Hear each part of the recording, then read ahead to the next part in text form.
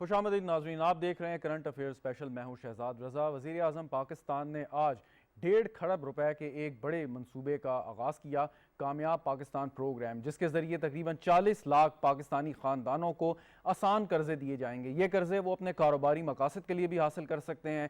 अपना अगर उन्होंने कोई घर बनाना है, सस्ता घर इसका नाम दिया गया, 5 कंपोनेंट्स हैं इस प्रोग्राम के, उसके लिए भी हासिल किए जा सकते हैं। और इस तरह के दीगर अगर वो कामों में इस पैसे को इस्तेमाल करना चाहते हैं तो वो किए जा सकते हैं। ये प्रोग्राम एक बहुत एक्सटेंसिव डिबेट और मेहनत के बाद ये लॉन्च किया गया है, क्योंकि इतने बड़े प्रोग्राम को मैनेज करना भी एक बहुत बड़ा काम है। और इसके लिए जो माइक्रो फाइनेंस बैंक्स हैं उनको उसके साथ मुंसलिक कर दिया गया।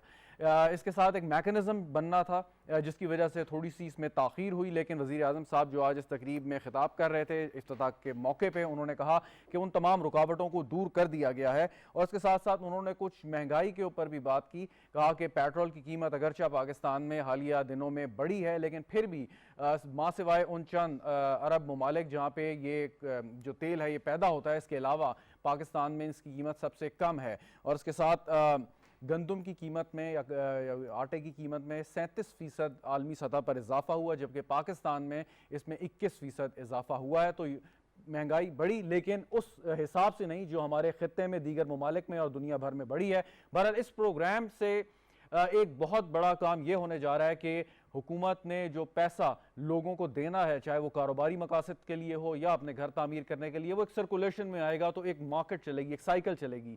और जो लोग कारोबार करना चाहते हैं वो यकीनन अपने ख़ानदान का इससे ख्याल तो रखेंगे, लेकिन इसके साथ साथ वो दीगर जो लोग हैं इंडस्ट्री के साथ जुड़े हैं या बाकी लोगों को भी रोज़गार फराहम करने में अपना कुलीदी किरदार अदा यकीनन कर सकते हैं। इस पर गुफ्तगू करते हैं। स्टूडियो में मुझे ज्वाइन कर रहे हैं मोहम्मद अमजद साकिब साहब, चेयरमैन अखुवत फाउंडेशन के। किसी तारुफ के मोहताज नहीं है, बहुत शुक्रिया सर आपका हमें ज्वाइन करने का। डॉक्टर खाकान नजीब साहब हमारे साथ मौजूद हैं, माहिर मुआशियात हैं, वीडियो लिंक पे हमें ज्वाइन करें। डॉक्टर साहब आपका भी बहुत शुक्रिया।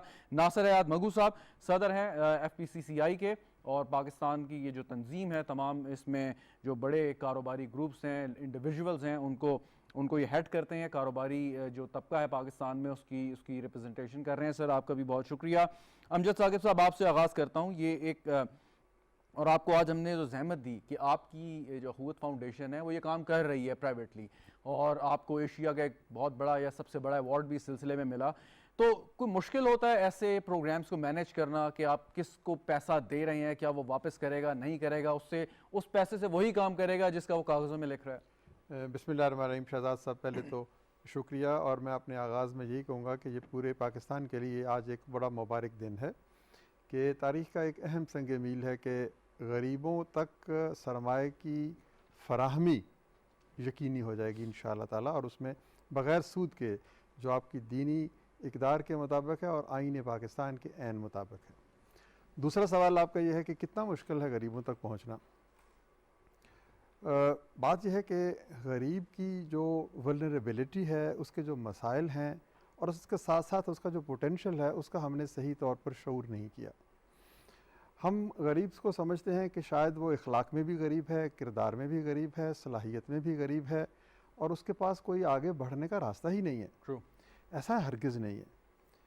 देखें, आजकल एक इंक्लूसिव सोसाइटी का वक्त है। Political inclusion, social inclusion, economic inclusion, financial inclusion. अब उसमें आप कहें कि जी 80% आबादी जिसके पास कोलेटरल नहीं है, गारंटी नहीं है, तो वो तो बैंक से कर्जा नहीं ले सकती या बैंकिंग की दीगर सहूलियात से मुस्तफ़ीद नहीं हो सकती। Very right. तो इस हवाले से अगर इंक्लूसिव सोसाइटी बनानी है तो गरीब को समझना पड़ेगा, उस शख्स को समझना पड़ेगा जो किसी खेत खलियान में रहता है, किसी दूर उफ्तादा बस्ती में रहता है, आगे बढ़ना चाहता है, सरमाया चाहता है, लेकिन सरमाया मिल नहीं सकता, उसके पास कोलेटरल नहीं है। ट्रू। तो गरीबों तक पहुँचना बज़ाहिर मुश्किल नज़र आता है, लेकिन जब आप उनकी बस्तियों में उनके पास जाकर उनके दरो दीवार के अंदर बैठकर उनसे बात करें तो कोई मुश्किल नहीं। सिर्फ एक असर नौ हमें खुद को सिखाना होगा कि देखें, क्रेडिट एक लातीनी ज़ुबान का लफ्ज़ है, इसका मानी है ट्रस्ट। तो जब हम क्रेडिट देते हैं तो ट्रस्ट तो करते ही नहीं है, यानी हम इसकी असल एसेंस से ही दूर हो गए। तो गरीबों के साथ काम करने के लिए उस पर यकीन करना पड़ेगा, उन पर एतमाद करना पड़ेगा, उनसे दोस्ती करनी पड़ेगी। उनसे कारोबार नहीं हो सकता, उनसे रफाकत करना पड़ेगी। तो गरीब कोलेटरल देता है, फिजिकल कोलेटरल नहीं है, यानी ज़मीन जायदाद सोना चांदी उसके पास नहीं है, उसकी जो रेपुटेशन है, उसकी जो मुआशरे में इज्जत और नेकनामी है, वो उसका कोलेटरल है। आपका इदारा अब तक कितने ऐसे लोगों को कर्जे दे चुका है? जी, इसी सोशल कोलेटरल की बुनियाद पर हमने ऐसे ही लोगों को ढूंढा जो इकोनॉमिकली एक्टिव हैं, गरीब हैं लेकिन इकोनॉमिकली एक्टिव हैं, आगे बढ़ना चाहते हैं। तो अल्हम्दुलिल्लाह अभी तक हम तकरीबन कोई 40 लाख से ज़ायद ख़ानदानों तक पहुंच चुके हैं पूरे पाकिस्तान में। ठीक। और 150 अरब रुपए की से ज़ायद की रकम, और ये रकम हुकूमत के तावन से भी मिली, सिविल सोसाइटी के तावन से भी मिली, फिलैंथ्रोपिस्ट के तावन और से भी एक मिली। बड़ी इंटरेस्टिंग बात जो आप पहले कई जगह पे गुफ्तगू कर चुके हैं कि जो रेट ऑफ रिटर्न है, यानी कि जिस तनासुब से पैसा वापस करना है, वो बहुत ज़बरदस्त है इन लोगों का, जी, बावजूद इसके कोई कोलैटरल नहीं, कोई चीज़ गिरवी नहीं रखवाई उन्होंने। ये दरअसल आपके सवाल के साथ ही जुड़ा हुआ है ये बात जो आप फरमा रहे हैं कि गरीब आदमी से मोहब्बत करके तो देखो, दोस्ती करके तो देखो, 99.9% रिकवरी है। इसका मतलब यह है कि वो क्रेडिट वर्दी भी है, वो बैंक वर्दी भी है, वो हर चीज़ उसको तो सिर्फ अपनी ज़िंदगी को आगे बढ़ाने के लिए, कारोबार के लिए सरमाया चाहिए। Very right. तो उनको उसी अंदाज से अगर आप उसके साथ रिलेशनशिप कायम करें। बिल्कुल ठीक।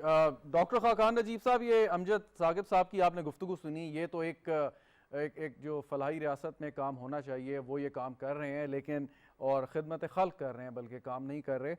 लेकिन जब आप इसमें किसी फाइनेंशियल इंस्टीट्यूशन को शामिल करते हैं, अगरचे वो हुकूमत पाकिस्तान ने वो पैसा रखा है, लेकिन जब एक फाइनेंशियल इंस्टीट्यूशन उसमें शामिल हो जाएगा, सो उनके अपने काफ़ी मसाइल भी हो सकते हैं, उस प्रोसीजरल डिलेज भी हो सकती हैं। सो ये जो कोलैटरल वाली बात तो एक तरफ, लेकिन लोगों ने जिस तरीके से जाना है, गरीब आदमी तक अगर आपने पहुंचना है, तो बहुत सारे लोग उन रिक्वायरमेंट्स को पूरा करते हुए भी हिचकिचाते हैं कि कौन जाएगा, कैसे करेगा, बड़ा मोनोटोनस किस्म का प्रोसेस है। तो आपके ख्याल में ये अब सिंप्लीफाइड हो जाएगा आज जो वज़ीर आज़म साहब ने जैसे बात की? Thank you Shahzad for having me on the show, always a pleasure. देखिए, मैं अमजद साहब की बात को आगे बढ़ाता हूँ। अमजद साहब जो कह रहे हैं वो कह रहे हैं कि जो इकोनॉमिक एजेंट्स हैं मुल्क में, उन सारे एजेंट्स को हम चाहते हैं कि वो शामिल हाल हो उस इकोनॉमिक ग्रोथ में जो कि हम मुल्क में करना चाहते हैं। So that's a very important point, he is talking like an economist. Number 2, Pakistan की जो industrialization as a percent GDP थी वो 18% थी 2005 में। आज वो इंडस्ट्रियल बेस 13% ऑफ जीडीपी रह गई है। सो इसका दूसरा जुज ये है कि हम चाहते हैं कि मुल्क में इंडस्ट्रियलाइजेशन हो। और इसका तीसरा जुज वो है जिसकी आप अभी जिक्र कर रहे हैं, वो है कि हम नेशनल फाइनेंशियल इंक्लूजन स्ट्रैटेजी बनाना चाहते हैं ताकि सारे इकोनॉमिक एजेंट्स तक ये फनल हो सके पैसा। और अब इस पे ये देखें आप कि कितनी सीरियस नीड है ये हमारे मुल्क में। अगर आप एसएमईज की बात कर लेना जिनका डेटा अवेलेबल है, हमारे मुल्क में इस वक्त 52 लाख एसएमईज हैं, 5.2 मिलियन एसएमईज हैं। इसमें से जो बोरोवर्स हैं वो सिर्फ 172,000 हैं, 172,000।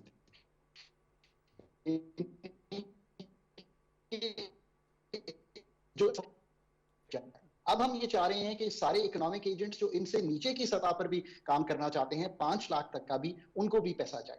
आई थिंक शौकत तरीन एंड टीम ने बहुत काम किया है कि एक wholesale, the banks act as wholesale, so they funnel money to the people like Amjad साहब, like Kashaf, like other इदारास जिनकी एक्सपर्टीज एग्जिस्ट करती है कि वो इस पैसे को फाइनल डेस्टिनेशन तक पहुंचा सकें, और ना ही सिर्फ पहुंचा सकें बल्कि उनकी हैंड होल्डिंग भी कर सकें। सो इन 3 चीजों को देखते हुए, और जो गवर्नमेंट ने देखिए सबसे बड़ी चीज की है ना, वो ये कि it is at 0% markup rate. That is a very very big thing, और उसका जो टेकअप है वो गवर्नमेंट करेगी in the fiscal side. I think this is the whole ball. अच्छा डॉक्टर साहब, ये ज़रा बता दें कि ये तो जैसे अखुवत फाउंडेशन के ज़रिए या बाकी ऐसी तंजीमें हैं जो एक नॉन प्रॉफिट बेसिस पे काम कर रही हैं, आज जो फैसला हुआ और जो बैंक्स के ज़रिए ट्रांजैक्शंस होंगी, सो उसमें बैंक्स को पाबंद किया जाएगा कि वो अपनी किसी किस्म की इसमें कोई फ़ी या जो कटौती होती है या सर्विस चार्जेस होते हैं वो ना लें लोगों से? देखिए, आई थिंक सर्विस चार्जेस जो हैं वो तो मिनिमल पे होंगे, पर इसके साथ साथ बैंक एक और काम कर रहे हैं। So they are involved at the wholesale level. वो ये है कि 50% उनका स्टेक है अगर वो अपना लोन लूज करते हैं। गवर्नमेंट की गारंटी पहले 100% थी, फिर इसको रीथिंक करके 50% पे लाया गया। That puts the stake of the bank which is acting as the wholesale, जो आपके बड़े बैंक्स हैं, और उसमें भी ये किया गया है कि इनका जो इनको चूज करना है वो ऐसे नहीं है कि पिक एंड चूज है, they will for it. So they will have a skin in the game. They will want to make sure it works well. पर 50% अगर लॉस हो जाता है, and that I think is also up to 10%, वो जो है उसमें government 50% शराकतदारी करेगी। ठीक, बिल्कुल सही। नासिर हयात साहब, जो कर्जे मिलेंगे कारोबार की गर्ज से, उससे ज़ाहिर है एक साइकिल चलेगी और उसमें काफ़ी बेहतरी आएगी। यानी एक शख्स कारोबार करेगा तो कई लोगों को वो नौकरियां फराम करने के काबिल भी हो जाएगा। एक चीज़ जो अभी अमजद साहब भी बात कर रहे थे कि जो अमीर लोग हैं या गरीब लोग हैं, जो फ़र्क जैसे है कि अगर वो कोलेटरल नहीं दे सकता, कोई चीज़ गिरवी नहीं रखवा सकता, फिर भी इनकी तंजीम के पास 99.9% रिटर्न यानी कि वापसी, कर्जा वापसी इनको हुई है। लेकिन जब बड़े बड़े बैंक्स बड़े बड़े लोगों या इदारों को कर्जे देते हैं तो बहुत सारी अजीब अजीब कहानियाँ सामने आती हैं, माजी में भी आई। सो क्या ये ट्रस्ट का फुकदान है कि लोग पैसे लेके वापस नहीं करते या उसको इस्तेमाल उसका ठीक नहीं करते और फिर इसकी जो सारा बोझ है उस फाइनेंशियल इंस्टीट्यूशन पे आ जाएगा या हुकूमत पे आ जाएगा? नासिर साहब। अस्सलाम वालेकुम। ठीक है, जो आप बात कर रहे हैं बड़े लोगों की या आम लोगों की जो बिजनेस में मौजूद हैं और बैंकों से कर्जे लेते हैं और नहीं करते, वो वापस करने वाले भी चंद ही होते हैं जो वापस नहीं करते। 99% लोग वापस करते हैं और जो वापस नहीं करते वो बड़े चंद होते हैं। उसको कभी मिसाल नहीं बनाना चाहिए। अच्छा। ये जो प्रोग्राम है, मैं इस बात पे गवर्नमेंट को इसलिए शाबाश देता हूँ कि इन्होंने ये जो चीज़ सोची थी उस पर कुछ ना कुछ अमल करके ये प्रोग्राम सामने लाए। अब जैसे फार्मर्स को अगर कोई कर्जा देना है, फार्मर्स का तो सारा जो नफ़ा है वो तो आड़ती खा जाता है, उससे डीजल लेना है, उससे बीज लेने हैं, तो ये इससे तो उनका जो है ना बहुत बड़ी सपोर्ट होगी और वो लोग अपने पाँव पे खड़े होंगे, बजाय इसके कि आड़ती से पैसे ले हर चीज़ के, डीजल के या बीज के या कोई भी चीज़ के, क्योंकि वो सारा नफ़ा खा जाते हैं। तो इससे आम आदमी को बहुत फ़ायदा पहुँचेगा। दूसरा, जो छोटे लोगों को, ये स्टूडेंट्स को या एंटरप्रेन्योर्स को लोन देने की बात है इंटरेस्ट फ्री, वो भी बहुत अच्छा इक़दाम है क्योंकि यहाँ लोगों में टैलेंट है, सब चीज़ है। और मैं ये कहता हूँ गारंटी के साथ कि 99% रिकवरी होगी। आम आदमी जो छोटा होता है उसको अपनी इज़्ज़त बहुत प्यारी होती है और वो हमेशा से जो ना छोटे छोटे जो भी उनकी वादे हैं वो पूरे करते हैं और मैं नहीं समझता कि इसमें कोई नुकसान होगा। एक इनिशिएटिव जो गवर्नमेंट ने लिया है, आई कंग्रेचुलेट देम कि इन्होंने इतना बड़ा स्टेप लिया। ये सिर्फ बैंकिंग चैनल डराता रहता है क्योंकि बैंक वाले कोई रिस्क लेना नहीं चाहते, उनको बस चूँकि उनके फिक्स प्रॉफिट होते हैं, ज़्यादा पैसे गवर्नमेंट के पास रखते हैं, तो वो उनको रिस्क लेने की आदत नहीं है। हालांकि ऐसा नहीं है, ये छोटे लोग या दरमियाने लोग जो भी हैं, आई एम श्योर कि ये वापस करेंगे और इनका डिफ़ॉल्ट जो है ना होने के बराबर होगा। अच्छा, आप की जो तंजीम है या प्लेटफॉर्म है, कभी भी आपके ऑफिसेज में या जो आपके बाकी इस्लामाबाद चेंबर या दूसरे शहरों में आप जाएं तो बड़े बड़े कारोबारी हजरात वहाँ पे पाए जाते हैं, उनसे मुलाकात होती है, ज़ाहिर है वो भी अपना काम कर रहे हैं। आपकी तंजीम या प्लेटफॉर्म ये अगर एक बड़ी कामयाब एक स्कीम का इजरा हो रहा है और आपने भी मुबारकबाद दी है, आपका भी कोई कंट्रीब्यूशन हो सकता है इसमें? बड़े कारोबारी लोगों का आपका एक विजन है, आपने एक कामयाबी के साथ कारोबार किया है, कि क्या मशवरे की हद तक या उनको सपोर्ट करने की हद तक उन लोगों को जो नया अपना कारोबार शुरू करना चाहते हैं स्कीम के तहत? देखिए, हमारे तो जो चेंबर हैं और एसोसिएशन हैं पूरे पाकिस्तान में फैली हुई है। ये सब वी आर रेडी के कोई भी असिस्टेंस चाहिए, कोई भी वहाँ एक सेंटर बनाना है जहाँ लोग आके अपनी एप्लीकेशंस दें और उसको हम वेट करें, या कोई भी काम है। क्योंकि हमारा नेटवर्क है और पाकिस्तान में तकरीबन 400 जो है हमारे चेंबर्स और एसोसिएशंस हैं, तो ये इट कैन बी हेल्पफुल और जो भी गवर्नमेंट को हेल्प चाहिए हम लोग कर सकते हैं, इसमें कोई मसला नहीं है।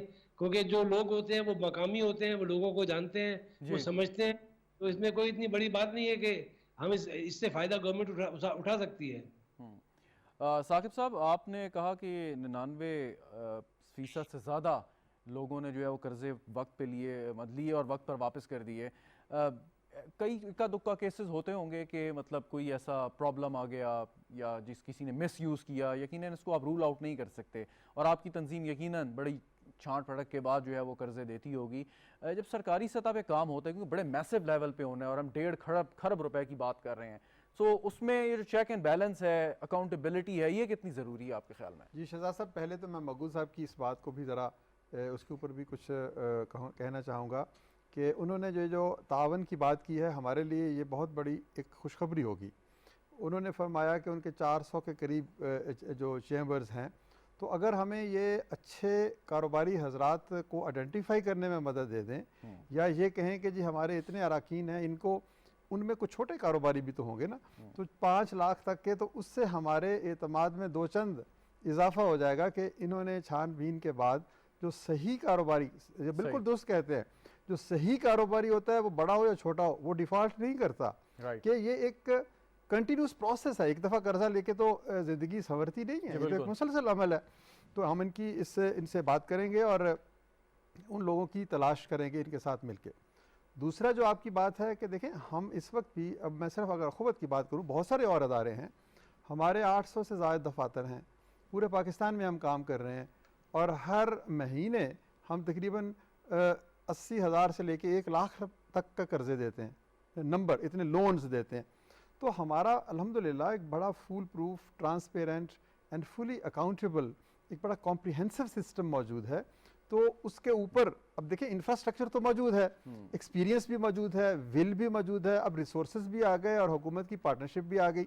तो और हुकूमत ने, वज़ीर आज़म ने ये बड़ी अहम और ज़ोर दे के ये बात कहा है कि ये मेरिट की बुनियाद पर कर्जे दिए जाएंगे। बिल्कुल। अच्छा, एक बात ये बताइएगा, क्या आपको कभी ज़रूरत पेश आती है कि जिन लोगों को आपने कर्जे दिए जाके चेक करें कि अगर उसने कोई दुकान खोलनी है तो वाकई क्या दुकान खोली, या अगर उसने कोई अपनी टैक्सी लेके चलानी है तो क्या वाकई वो? शहजाद साहब, हमें ज़रूरत नहीं की बात नहीं है, नहीं ज़रूरत की बात नहीं, हम देखते हैं दिस इज कंपल्सरी कि जिस आदमी ने कर्जा लिया है क्या उसने दुरुस्त इस्तेमाल किया है कि नहीं किया, ये तो एक लाजमी हिस्सा है। हम उस पर एतमाद करते हैं, लेकिन उस एतमाद के साथ साथ निगहदाश्त का, सुपरविजन का एक बड़ा इफेक्टिव मैकेनिज्म है, उसके साथ बराह रास्त हमारा सिलसिला होता है। नहीं, आप ये सैंपलिंग करते हैं, रैंडम करते हैं, या तमाम लोगों को चेक करते हैं, जितने कर्जे दिए उन सबको चेक करते हैं? 100%। Apply this on the very large scale कि 40 लाख खानदान 3 साल के अंदर और 1.5 खरब रुपए की रकम, तो वो आपके ख्याल में ये ह्यूमनली पॉसिबल है कि आप सब कुछ चेक करें? हो सकता है। नहीं, हम देखें ना,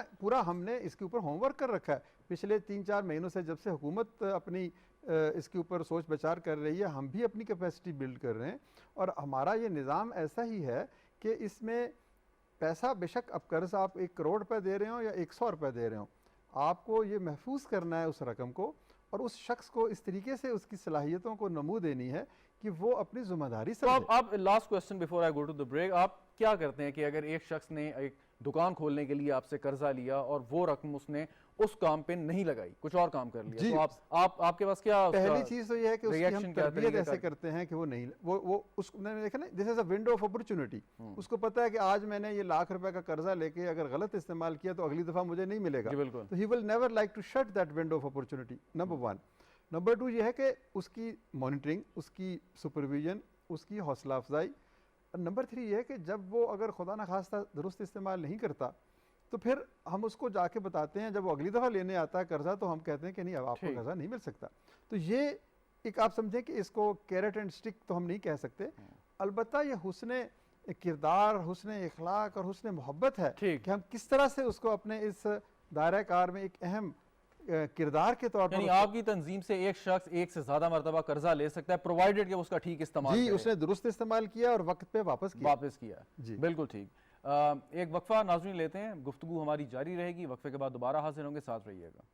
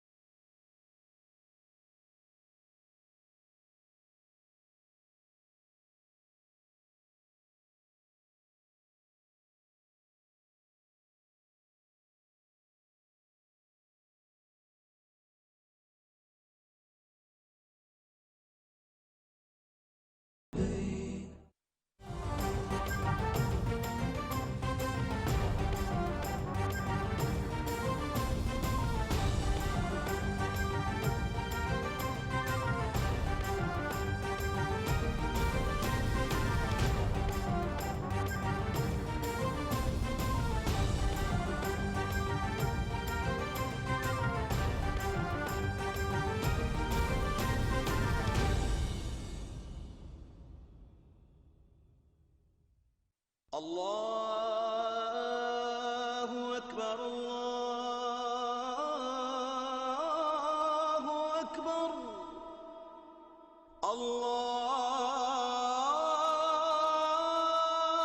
अल्लाहु अकबर, अल्लाहु अकबर। अशहदु अन ला इलाहा इल्लल्लाह,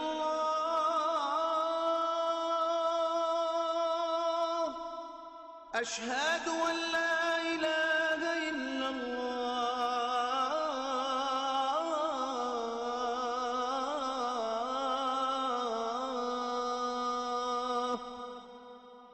अशहदु अन्न मुहम्मदर रसूलुल्लाह, अशहदु अन्न मुहम्मदर रसूलुल्लाह।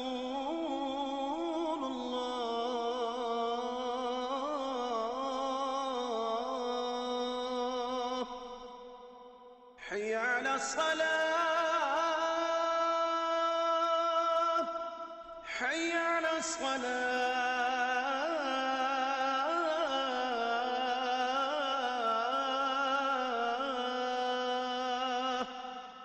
हय्य अलल फलाह,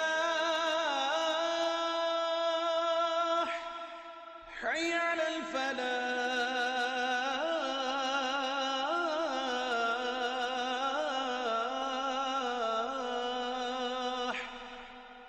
अल्लाहु अकबर, अल्लाहु अकबर, ला इलाहा इल्लल्लाह।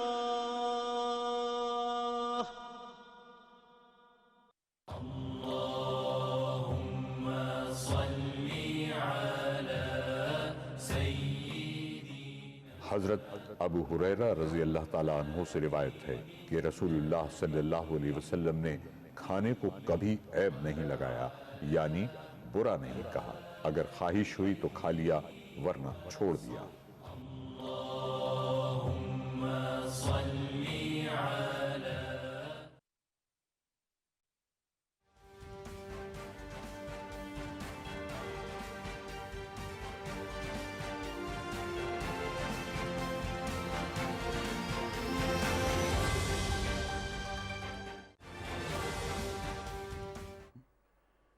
प्रोग्राम में एक बार फिर खुश आमदीद नाज़रीन। बात कर रहे हैं कामयाब पाकिस्तान प्रोग्राम की। आज वज़ीर आज़म साहब ने इसका बाकायदा तौर पर इफ्तिताह किया। बड़ा एम्बिशियस ज़बरदस्त प्रोग्राम है, जिसमें जो तफसीलात हम आपको पहले शेयर कर रहे थे कि 1.5 खरब के करीब जो है वो कर्ज़े दिए जाएंगे अगले 3 सालों में, और जिससे 40 लाख फैमिलीज़ यानी ख़ानदान जो हैं उससे इस्तिफ़ादा हासिल कर सकते हैं, चाहे वो कारोबार करें, अपना घर बनाएं या दीगर कामों में इसको सर्व करें। डॉक्टर खाकान नजीब साहब, एक सवाल ये है, आपको अमेरिका का हाउसिंग क्राइसिस याद होगा। अब अगर आप कोई कारोबार करने के लिए कर्जा लेते हैं तो समझ आती है कि आप इसको बासानी वापस करने की पोजीशन में भी हैं कि आप कारोबार कर रहे हैं और एक पैसे का जो है इनफ्लो है आपके पास, और उससे आप अपनी कर्जे की रकम अदा साथ साथ कर रहे हैं। लेकिन जब आप कर्जा देते हैं लोगों को कि जाइए आप अपना अगर घर बनाना चाहते हैं घर बनाएं, सो वो किस तरीके से आप मैनेज करेंगे इसमें? उसकी मॉनिटरिंग या बैंक कितने इसमें जो है वो बासानी लोगों को कर्जा दे सकेंगे? उनकी क्या देखेंगे कि आमदन ज़राए आमदन क्या है, कितने पैसे कमा रहे हैं और क्या एंटाइटल्ड भी हैं या नहीं है उसके? देखिए शहजाद, ये है 27 लाख रुपए तक जो कि आप कर्जा देना चाहते हैं घर की स्कीम के लिए। एक तो ये कि इस वक्त जो शख्स रह रहा है, तो हम अस्यूम कर रहे हैं अगर कि वो किराए के घर में रह रहा है और 15 से 20 हज़ार रुपया किराया दे रहा है, सो इट इज़ नॉट कि वो कहीं ये पैसा इस्तेमाल नहीं कर रहा, वो ये पैसा किराए में इस्तेमाल कर रहा है। हम उसको तब्दील कर रहे हैं कि वो किराया देने की बजाय वो अपने घर की किस्त दे। और जो हाउसिंग लोन्स हैं वो अमूमन 15 से 20 साल की मुद्दत के लोन्स हैं। तो बीच में अगर कोई एबरेशन आ भी जाए, किसी की नौकरी चली जाए या कोई ऐसी बात भी हो जाए, तो वो उसको रीस्केड्यूल करके रीस्टार्ट भी किया जा सकता है, बिकॉज ये लॉन्ग। डॉक्टर साहब, इससे एक हट के सवाल जरा, मतलब ये आपने घर बनाने के या घर हासिल करने के जो कर्जों की बात की है, इससे हट के, हुकूमत के इस प्रोग्राम से हट के, मिसाल के तौर पर अगर एक शख्स जो है वो 30 लाख या 50 लाख रुपए कर्जा हासिल करता है, लेकिन वो जो माहाना किराया है किसी भी घर में अगर वो रह रहा है 20 या 25 हज़ार रुपए अदा कर रहा है, लेकिन जो घर की कीमत है जिस घर में वो रह रहा है उसकी कीमत शायद 1 करोड़ रुपए से भी ज़्यादा हो, तो अगर वो 50 लाख का कर्जा हासिल करेगा और उसकी किस्तें भी अदा करेगा जैसे आप बात कर रहे हैं, तो फिर भी वो वाला लाइफस्टाइल वो मेंटेन नहीं कर सकता जो ऑलरेडी वो कर रहा है। दुरुस्त। सो इसीलिए ये जो 27 लाख है, इस पे मार्कअप रेट जो है वो 0 है। सो चूंकि एक मार्कअप सब्सिडी एग्जिस्ट कर रही है, तो इसका जो मार्कअप या जो किस्त जाएगी वो प्रिंसिपल को ही उतारने में जाएगी, तो वो प्रॉबेबली वो जो उसकी रेंट है वो उससे बहुत ज्यादा नहीं होगी। ये जरूर हो सकता है कि इस वक्त एक शख्स जो है वो 5 मरले में रह रहा हो और उसको शायद 4 मरले का घर या 3 मरले का घर लेना पड़े या 10 मरले से नीचे आना पड़े, पर अपना घर तो अपना होता है ना शहजाद। जी रेंटल यील्ड हमेशा कम होती है। So yes that is possible, but because इसीलिए गवर्नमेंट एक मार्कअप सब्सिडी दे रही है। ये अपना घर स्कीम जो पहले भी चल रही है उस पर भी एग्जिस्ट करती है, आई थिंक 3 या 5% ही है, इस पे तो बहुत ज्यादा। और सबसे अच्छी बात यह कि by the end of the day आपके पास एक अपना घर होगा जिसके आप मतलब मालिक होंगे। सबसे बड़ी बात इसमें ये है, चाहे वो 15 साल हो चाहे 20 साल। जी अच्छा सर, एक चीज जी प्लीज गो अहेड सर। देखिए, एक जो इसमें मुझे सबसे ज्यादा इंटरेस्ट है ना, वो है हमारी एग्रीकल्चर वाला जो लोन है। देखिए, एग्रीकल्चर का जो 12.5 एकड़ का हमारा जमींदार है, उसके लिए सही यील्ड लाने के लिए एक अच्छा बीज इस्तेमाल करना और मैकेनाइजेशन करना और टेक्नोलॉजी का इस्तेमाल करना बहुत जरूरी है। सो आई थिंक ये जो अच्छी चीज है, जो बाकी सो ठीक है, हुनरमंद भी है, ये पहले भी प्रोग्राम स्किल डेवलपमेंट के चलते हैं, but I am most impressed by the fact that 12.5 एकड़ तक का ना सिर्फ अपनी क्रॉप के लिए 1.5 लाख ले सकता है, बल्कि मैकेनाइजेशन के लिए भी ले सकता है। हमारी एग्रीकल्चरल यील्ड्स जो हैं वो दुनिया से बहुत कम है, दुनिया के बहुत अच्छी यील्डिंग ममालिक हैं और इसीलिए हमारी कीमतें बढ़ रही हैं। एक सवाल सर, और नासिर साहब आप भी इस पे इज़ारे ख्याल कीजिएगा। डॉक्टर साहब पहले आप, वो ये कि ये जो 5 लाख रुपए कर्जा बिला सूद का देना है, मैंने कुछ लोगों से बात की जो पहले भी कर्जे लेते रहे हैं इस मद में, वो कोई इनोवेशन नज़र नहीं आती। ठीक है, वो बात करते हैं कि जी हम एक गाड़ी ले लेंगे, उसको हम किसी राइड हेल सर्विस पे चला लेंगे, या हम कोई छोटी सी दुकान अपनी खोल लेंगे। ये बहुत अच्छी बात है, वो मेहनत कर रहे हैं, रिस्क हलाल कमा रहे हैं, लेकिन एक बात यह है कि जैसे उसमें इनोवेशन का फैक्टर, कि ठीक है आप 5 लाख से अगर आप आगाज़ कर रहे हैं, तो कोई ऐसी चीज़ के जिससे पता चले कि वाकई कारोबार है, उसकी कोई मतलब उसकी वैल्यू एडिशन करें आप मार्केट में। सो वो एक रन ऑफ द मिल काम हमें बहुत ज़्यादा नज़र आता है। ये थोड़ा सा ज़रा इस पर इज़ारा ख्याल कीजिएगा। तो आपकी इस बात में वजन है कि ये रिटेल और होलसेलिंग में ज्यादा पैसा ना चला जाए और आप प्रोडक्टिव एक्टिविटीज में चाहते हैं जाए। और मैंने तो बात ही शुरू इससे की थी कि इंडस्ट्रियलाइजेशन करना, चाहे वो छोटा पार्ट हो किसी चीज का या कुछ भी बनाना, सबसे ज्यादा जरूरी है। तो हम इसको सिर्फ इस तरह ना सोचें कि जो 5 लाख है जो कि आपको कर्जे की सूरत में आ रहा है, सो हम इसको भी डेट एंड इक्विटी की सूरत में सोचें। सो लेट्स से कि अगर बड़े प्रोजेक्ट जो हैं वो डेट इक्विटी ऑफ 30-70 या 20-80 पे लगते हैं, तो इस वक्त अगर हम 50-50 भी कर लें कि एक इंसान खुद भी अपने 5 लाख डाले और ये 5 लाख इस्तेमाल करे, तो ये 10 लाख हो जाएंगे। तो वो इंसान जरूर कोई वेल्डिंग की शॉप कर सकता है और कोई ऐसे नट एंड बोल्ट जो हैं उनको वेल्ड कर सकता है। वो इंसान जरूर किसी छोटी सी चीज का सप्लायर बन सकता है। तो ये वो हैंड होल्डिंग होगी, इसीलिए वो एम्बियंस होगी जो कि लोग करेंगे, so that we have a productive use of this. जी, प्रोडक्टिव यूज, नासिर साहब के प्रोडक्टिव यूज हो और खाली बस वो रिटेल में पैसा ना जाए, मतलब काम ऐसा हो कि जिससे आप खुद भी कमाएं और जितने लोगों को मुमकिन है आप रोजगार भी फराहम करें। नासिर साहब देखिए, बात यह है कि सबसे जो ज़रूरी बात होती है, जब आप किसी को पैसा देते हैं वो पैसा इस्तेमाल करे सही जगह पे और वापस करे। अब ये मैं देख रहा हूँ अमजद साकिब साहब बैठे हैं, इन्होंने जो कारनामा अंजाम दिया है कि इन्होंने पूरा जो एक सिस्टम बनाया है वो इतना कामयाब है जो इसकी बुनियाद पे बहुत मजबूती ला सकता है। इनके 800 ऑफिस हैं पूरे पाकिस्तान में और इन्होंने हर जगह कर्ज हंसना और ये सारी स्कीमें चलाई हुई हैं और इनका 99% रिटर्न है। तो देखें बैंकिंग में क्या होता है, पहले ये तो अब आए रूल सारे, पहले बैंकर आपको जानता था, आपका बैकग्राउंड जानता था, पैसे देता था। ये सारा काम अखुवत वाले ऑलरेडी कर रहे हैं। तो मैं समझता हूँ कि ये 5 लाख या 10 लाख या जो भी किसी को कर्जा मिलेगा, ये बहुत बड़ी हेल्प होगी और ये एक ऐसा रोड मैप है जिन्होंने बना दिया है अखुवत फाउंडेशन ने, कि मैं समझता हूँ ये सारा काम इनके थ्रू अगर होता है तो बेहतरीन है। क्योंकि बात है कि पैसा देना और लेना, ये सही जगह जाना चाहिए, सही काम में जाना चाहिए। और छोटे लोग जो 12 एकड़ वाले या 13 एकड़ वाले लोग हैं, उनके लिए 5 लाख भी बहुत बड़ी रकम है, क्योंकि उन्होंने हर चीज उधार ली होती है। उनको जरूरत पड़ेगी उधार लेने की, या उनको जरूरत भी पड़ेगी तो कम पड़ेगी। तो मैं समझता हूँ कि ये बहुत अच्छी स्कीम है, प्रॉपर लोगों के हाथ से जाएगी तो ये बहुत कामयाब होगी और पाकिस्तान को बहुत फायदा अच्छा, पहुंचेगा। एक आपका, क्योंकि आपका भी, आपकी जो तंजीम है उसका भी नेटवर्क है, हर तरह के लोग जो हैं आपसे मिलते हैं वहाँ पे, चाहे बलूचिस्तान हो, केपी हो, बाकी दीगर सूबे हों, किन इलाकों में इस प्रोग्राम की सबसे ज़्यादा आप समझते हैं ज़रूरत है? देखिए, किन इलाकों की बात नहीं है, किन लोगों को जरूरत है। हर इलाके में अच्छे बड़े छोटे बड़े सब होते हैं, ये लोगों की जरूरत है, खास इलाके की बात नहीं है। क्योंकि एग्रीकल्चर तो देखें बलूचिस्तान में भी काफ़ी अब होना शुरू हो गया है, अपना पंजाब में है, केपी के में है। ये इलाकों वाइज मामला नहीं बनेगा, ये लोग जिसकी ज़रूरत है वो हर इलाके में है। ठीक, मतलब ये नहीं कि लोगों को जो है वो कैटेगराइज कर लेना चाहिए। जी बिल्कुल।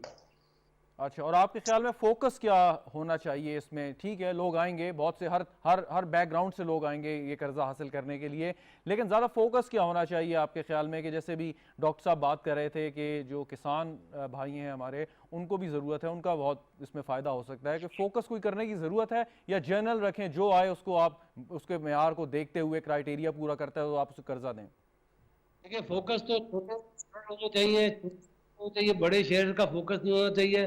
ज्यादा जो फोकस एग्रीकल्चर जैसे है वो छोटे इलाकों में है, मेन शहरों से बाहर ही बाहर है। बाकी आईटी वाईटी रिलेटेड लोग तो शहरों में आपको ज्यादा मिलेंगे, वहां भी मिलेंगे। लेकिन मैं समझता हूँ कि हम एग्रीकल्चर कंट्री है, हमारी यील्ड बड़ी कम है।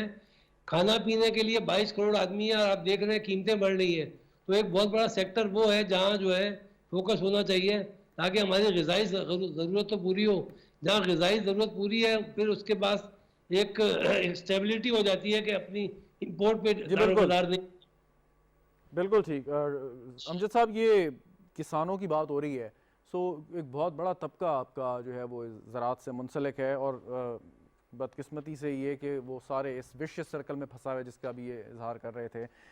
उनको क्या फ़ायदा होगा कि ठीक है वो टाइम पे अपने बीज ले लेंगे, देखें शहजाद टेक्नोलॉजी साहब, ले बात लेंगे? यह है कि पाकिस्तान की अक्सरियत आबादी देही इलाकों में रहती है। इसको अगर हम एक आसान फहम अल्फाज में कहें तो हम कहते हैं कि पाकिस्तान देहातों में रहता है। अच्छा, आप देहातों में हम पैसा देते नहीं हैं, देहातों में बैंक्स हैं, वहाँ पर वो बैंक सेविंग्स करवाता है और फिर वहाँ से पैसा उठा के कराची ले आता है, लाहौर ले आता है, इस्लामाबाद ले आता है, पेशावर या कहीं और ले जाता है। तो दिस इज़ एन अटेम्प्ट कि जिसमें हम पैसा वापस देहातों में लेके जा रहे हैं और किसानों को पेश कर रहे हैं, 12 एकड़ से नीचे वालों को। और हमारी तरजीह होगी कि 2 एकड़ वाला, 4 एकड़ वाला, 5 एकड़ वाला पहले आए। तो अब उसके लिए हुकूमत ने कहा कि 1.5 लाख रुपए पर आप फसल के हिसाब से आप उसको दे सकते हैं। अब जिसे अभी मगू साहब ने भी पहले बताया और डॉक्टर साहब ने भी कहा कि पेस्टिसाइड ख़रीदनी है, फर्टिलाइज़र ख़रीदना है, वीडीसाइड ख़रीदनी है, पानी ख़रीदना है, और फिर बाकी जो ज़मीन की जो कॉस्ट देते हैं वो ठेका देते हैं, इस किस्म के अखराजात हैं। अब उसको अप फ्रंट अगर 1.5 लाख रुपए मिल जाए तो वो किसी आड़ती या किसी मिडल मैन के पास जाकर मोहताज नहीं होगा, क्योंकि मिडल मैन क्या करता है, एक तो महंगी इनपुट्स बेचता है, उसके बाद सस्ती फसल खरीदता है, तो जिसकी वजह से दोहरा नुकसान उसको होता है। अब वो आज़ाद होगा कि खालस भी चीज़ें खरीदेगा, कम कीमत पे चीज़ें खरीदेगा और वक्त पे खरीदेगा। अब अगर उसको 15 नवंबर को गंदम की बुवाई करनी है और उसके पास 15 नवंबर को पैसे नहीं हैं, तो वो हर एक दिन 1 किलो की पैदावार को कम करता चला जाएगा। तो हमारी कोशिश ये होगी कि 15 नवंबर से पहले उसकी जेब में लाख रुपया हो, ताकि वो अपनी मर्जी से अच्छी अद्वियात, अच्छी दवाइयाँ। ये बात आपने बहुत अच्छी की कि मतलब पैसा तो वो कमाएगा, लेकिन इसके साथ ये एम्पावरमेंट है, और जो खुद फैसला करेगा जिन लोगों के सामने वो मजबूर है, उसमें उसको मजबूर रहने की जरूरत नहीं पड़ेगी। जी बिल्कुल, उसमें किसानों के लिए कर्जे, देखिए इसमें कारोबार के लिए भी कर्जे हैं, लाइव स्टॉक के लिए भी कर्जे हैं, किसानों के लिए भी कर्जे हैं। और किसान की जब पैदावार बढ़ती है, हमने जो कर्जे दिए ना, पहले उनकी 18 से 20 मन फी एकड़ पैदावार थी, अब वो 40 मन ले रहे हैं। तो ये इनफरादी गुर्बत ही कम नहीं होती, बल्कि इज्तिमाई तौर पर मुल्क की पैदावार में भी इजाफा होता है। तो ये, और अभी जो बात हो रही है कि ये सिर्फ सर्विस इंडस्ट्री में पैसा नहीं जाएगा, ये सर्विस में भी जाएगा, ये मैन्युफैक्चरिंग में भी जाएगा, ये एग्रीकल्चर में भी जाएगा, ये लाइफ स्टॉक में भी जाएगा। एक आदमी है, ये बोतल पड़ी हुई है, ये बोतलें बनाता है, लिफाफे बनाता है, वो छोटे नट बोल्ट डॉक्टर खाकान साहब ने कहा वो बनाता है।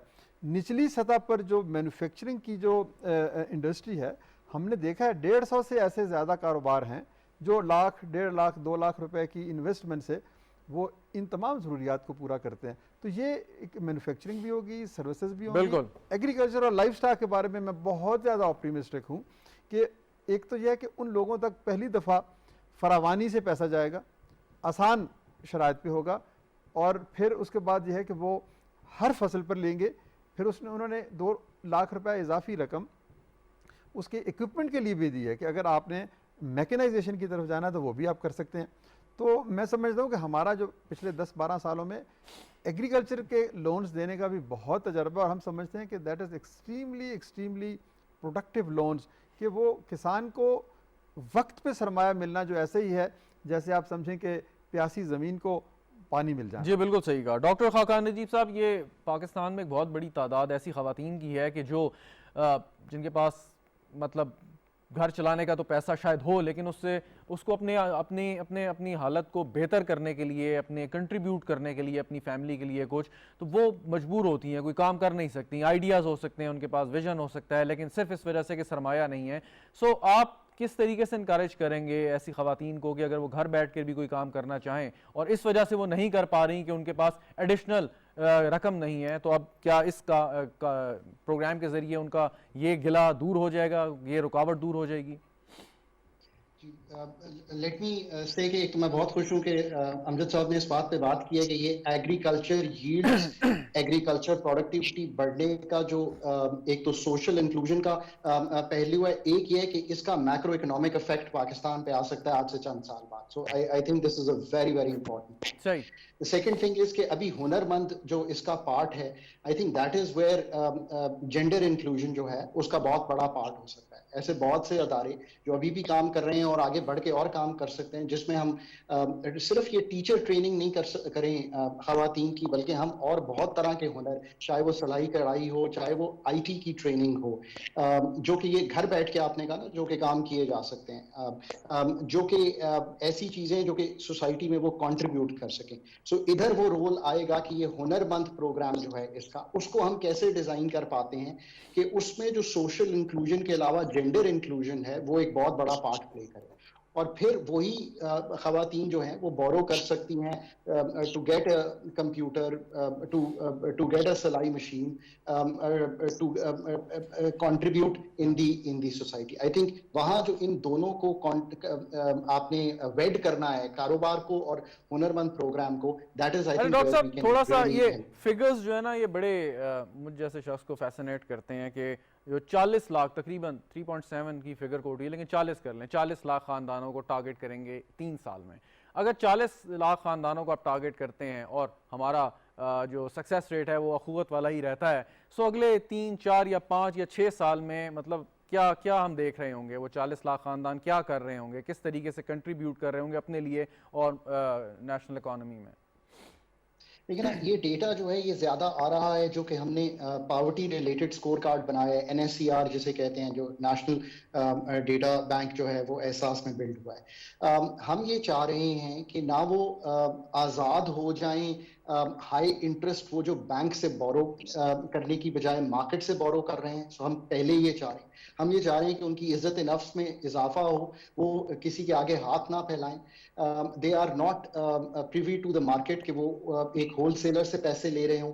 हम ये चाह रहे हैं कि इनकी वेज में इंक्रीज हो। मैं ऐसे भी फिक्र सुन रहा हूँ कि साल या 2 साल की मद में, और अमजद साहब बेहतर इसको रेटिफाई कर सकते हैं, 40% तक उनकी इनकम में इजाफा हुआ है। अगर आपकी वेज ग्रोथ होगी मुल्क में, तो जो इन्फ्लेशनरी इम्पैक्ट है वो एक जाती तौर पे उनको बहुत बेहतर होगा। जहां हम 4 मिलियन लोगों तक पहुंचेंगे तो आप सोचें कि हाउस होल्ड इम्पैक्ट तो इससे बहुत ज्यादा होगा। और अगर हमारे बैंक्स भी थोड़ा ट्रेन हो जाएं और उनका जो वेयर विदऑल है वो बिल्ड होना शुरू हो जाए कि गवर्नमेंट को फाइनेंस करना और प्राइवेट सेक्टर के बड़े लोगों को फाइनेंस करना, क्योंकि उसकी कॉस्ट पर लोन कम आती है। उसके अलावा एक बाकी भी बहुत बड़ा 5.2 मिलियन तो SMEs हैं। और जो अच्छा एक सवाल डॉक्टर साहब, एक सवाल और, सॉरी टू कट यू, वक्त बचा लूं, कि ये 3 साल में तकरीबन 1500 अरब रुपए की जो रकम है, ये कोई बहुत मुश्किल टारगेट तो नहीं होगा हुकूमत के लिए इसको मुख्तस करना? ये अपहिल टारगेट होगा। आई think this is an uphill target, but ये अब अगेन डिपेंड करेगा कि इंटरेस्ट कितना आता है। ये अगेन डिपेंड करेगा कि हम इसकी जो एग्जीक्यूशन है वो कितनी अच्छी करते हैं।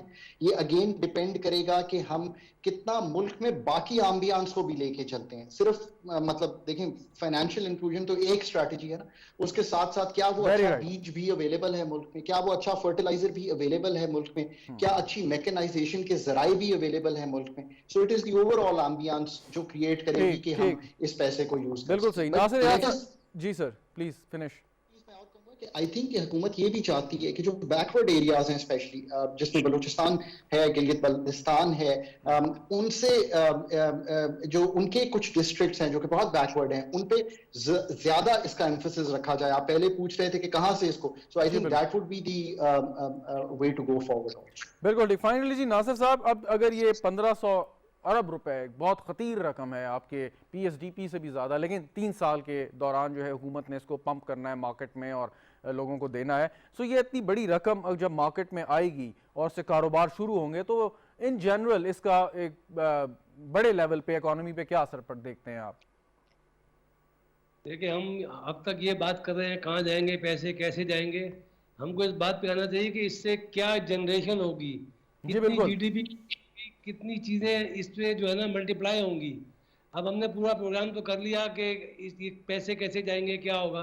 तो मैं ये समझता हूँ कि अगर ये इसका 50% भी पहला साल, ये 1400 की जगह अगर ये 1000 भी हमने बिलियन दे दिया 3 साल में, तो इससे बहुत बड़ी रेवेन्यू जनरेशन होगी, GDP ग्रोथ होगी और फिर एक पहिया चल जाएगा। देखिए, छोटे आदमी का पहिया चलाना मुश्किल होता है, जब एक दफ़ा उसका पहिया चलना शुरू हो जाता है तो उसकी ग्रोथ होनी शुरू हो जाती है।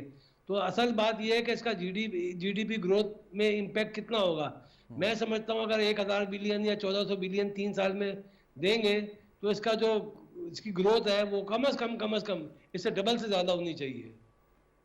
ठीक, सही। और वो जो आप मैकेनिज्म की बात कर रहे हैं और आप हेल्प करने की, कि जैसे अभी आपने अखुवत फाउंडेशन का कहा कि हेल्प कर सकते हैं, या वो लोग जो ये कर्जे से फ़ायदा उठाएंगे उनको हेल्प कैसे कर सकते हैं, कि इसके ऊपर कोई आपने वर्किंग की है, कोई होमवर्क किया है कि अब ये बहुत बड़ा एक एम्बिशियस प्रोजेक्ट लॉन्च होने जा रहा है, सो इस पर आपकी कोई तैयारी है कि लोग अगर आपसे रब्ता करें या आप ऐसी तंजीमों से रब्ता करना चाहें? नासिर साहब देखिए, बात यह है कि हमारा ऑफिस जो है ना, मैंने कहा ना, हमारे जो चैम्बर और एसोसिएशन जो है तकरीबन हर शहर में है, तो हम इस पे उनकी हेल्प कर सकते हैं। अगर ये गवर्नमेंट हमसे रब्ता करे, हम रब्ता कर लेंगे।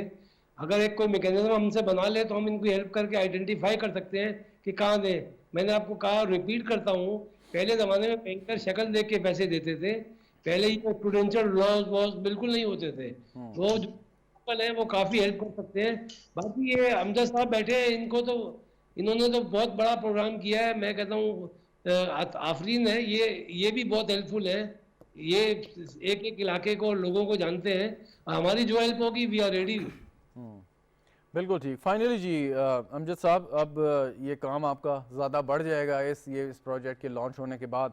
सो वो जो आइडेंटिफिकेशन है लोगों की, आपके पास तो ऑलरेडी डेटाबेस एक बना हुआ है, लेकिन आपने ज़ाहिर है नए लोगों को इसमें इंक्लूड करना है, तो उसके लिए कोई आप क्राइटेरिया सेट करना चाहते हैं? किस किस्म के लोग हों, यंग हों, नए आइडियाज़ के साथ हों, ख़वातीन हों, जैसे भी बात हो रही थी, ऐसे इलाकों से हो जहाँ ज़्यादा ज़रूरत है ऐसे चीज़ों की? देखिए, ये शहजाद साहब, मैं मग्गू साहब की इस बात को ज़रा ज़रूर आगे बढ़ाना चाहूँगा कि इम्पैक्ट के हवाले से आप 1400 अरब ना दें, आपको 500 अरब दे दें। 500 अरब का मतलब यह है कि उस 500 अरब की जो इन्वेस्टमेंट होगी इकोनॉमी में, उसके नतीजे में 5000 अरब की वेल्थ जनरेट होगी। अच्छा, वो वेल्थ जनरेट होगी, एक तो ये पहलू बन गया कि GDP बन गया।